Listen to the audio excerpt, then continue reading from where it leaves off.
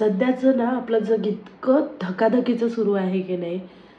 Digital media जे plus म्हणजे म्हणतात ना गॅजेट्स आहेत, ते गॅजेट्स, स्ट्रेस, घरातली कामं, जॉब, घरचं टेन्शन, बाहेरचं टेन्शन, मुलांचं टेन्शन, ह्या सगळ्या गोष्टींमुळं की नाही प्रत्येकाला ईच अँड एव्हरी पर्सन, लहान मुलांपासून ते मोठ्यांपर्यंत एन्झायटी, डिप्रेशन आणि काय म्हणतो अशा बऱ्याच गोष्टी आपण ना नवीन नवीन वर्ड्स ऐकायला मिळत आहेत आपल्याला. हे वर्ड्स आपल्याला कधी ऐकायला मिळालेत का? आपण आपल्या आजी आजोबांकडून ऐकलेत का? आपल्या मम्मी पप्पांकडून ऐकलेत का की त्यांना एन्झायटी होत होती, त्यांना डिप्रेशन आलं होतं? आजकालच्या 2 वर्षाचे 3 वर्षाचे मुलं सुद्धा, 3 वर्ष जाऊ देत, ते लहान आहे त्यांना तेवढं समजत नाही. तुम्ही 5 वर्षाची मुलं घे, त्यांना डिप्रेशन येतं की स्टडीमध्ये स्कूलचं काय करायचं. आणि हे एवढ्या एवढ्या लहान वयामध्ये ह्या गोष्टी व्हायला हव्यात का? तर ह्याच मुद्द्यावर आज आपण बोलणार आहोत. नमस्कार मंडळी, मी स्नेहा आणि स्नेहाची दुनिया या माझ्या यूट्यूब चॅनलवर तुमच्या सगळ्यांचं खूप स्वागत आहे. तर 2-3 दिवसात माझे व्हिडिओ न येण्याचं कारण की माझी सध्या एक ट्रीटमेंट चालू आहे, जे की मी रिव्हील नेक्स्ट व्हिडिओमध्ये करेल. म्हणजे नेक्स्टच्या नेक्स्ट ज्यावेळेस मला ते कम्प्लीट होऊन जाईल ट्रीटमेंट, त्यानंतर मी करेल, तोपर्यंत मी ते रिव्हील करणार आहे. बट आता मी पण बोलणार आहोत मानसिक आरोग्य, मनशांती आणि अँझायटी, डिप्रेशन, ह्या सगळ्या गोष्टी जे फॅन्सी वर्ड आता सध्या यूज होत आहेत ना त्याबद्दल. तर एक गोष्ट आपण लक्षात घ्यायला हवी की सध्याच्या जीवनामध्ये ना मानसिक आजार खूप आहेत, जे शारीरिक आजारापेक्षा नाही का लोकांना, प्रत्येकाला, प्रत्येक each and every person suffering from this mental illness. प्रत्येकाला काही ना काही आहे, आपण नाही म्हणतोय पण प्रत्येकाला तो त्रास आहे. तर त्यावरच आपण आज बोलणार आहोत.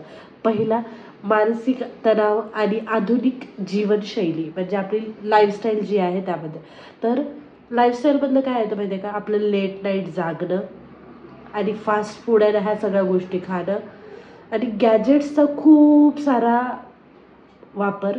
आणि गॅजेट्स म्हणण्यापेक्षा सोशल मीडियाचा आपण एकमेकांचं पाहून ना जेलस फील करत असतो की यार त्याची लाईफ किती चांगली आहे. आणि लोक, मी पण एक पोस्ट करत असते, मी पण व्हिडिओज टाकत असते, मी इन्फ्लुएन्सर नाही म्हणत स्वतःला, बट जे काही इन्फ्लुएन्सर करत असतात, पोस्ट करत असतात, ते सगळे तुम्हाला फक्त आणि फक्त चांगला पार्ट दाखवतात. ओके, आता समजा लहान मुलांचं जरी चॅनल म्हटलं ना, जिथं ते मुलगा छान खेळत आहे, छान हॅपी मूडमध्ये आहे ना, त्यावेळेसचेच तुम्हाला व्हिडिओ दाखवतात.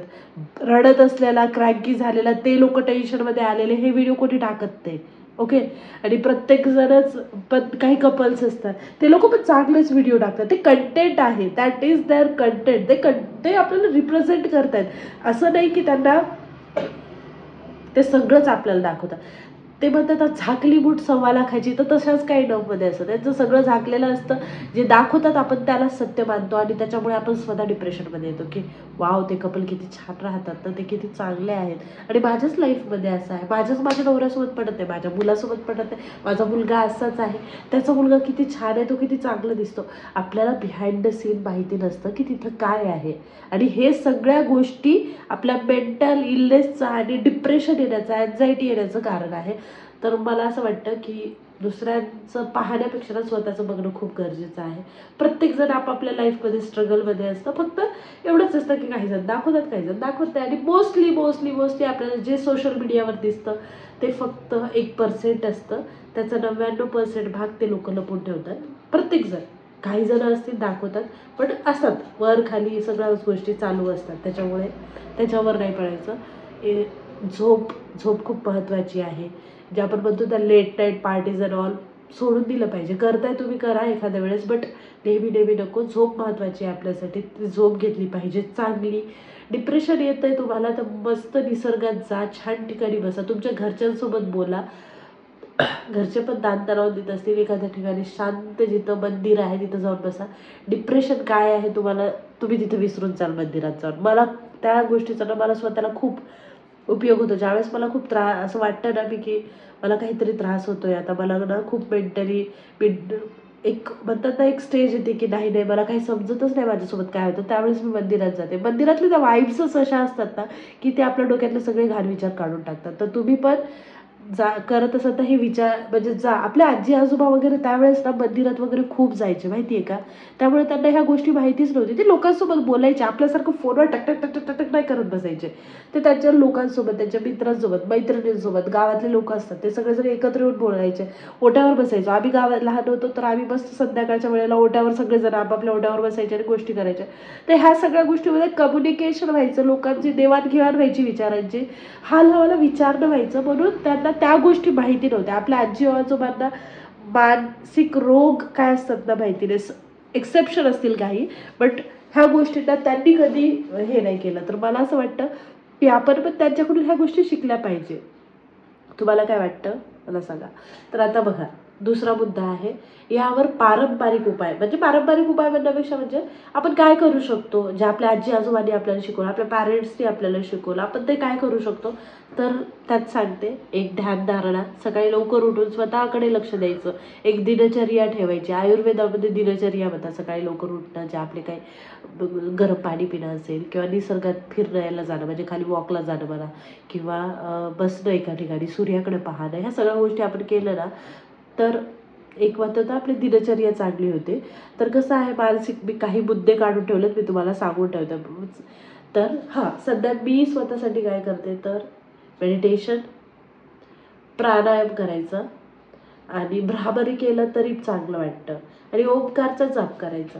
तुम्हाला एक्सरसाइज करणं होत असेल तर सगळ्यात बेटर वॉर्मअप करायचा. थोडा वॉर्मअप नंतर हे जे आपण प्राणायाम वगैरे जे केलं ना तर खूप चांगलं वाटतं आपल्याला, रिफ्रेशमेंट होतं. काही जण सुरुवात म्हणजे सवय होईपर्यंत जरा वेळ लागतो आपल्याला, पण सवय जर झाली ना it works like a magic.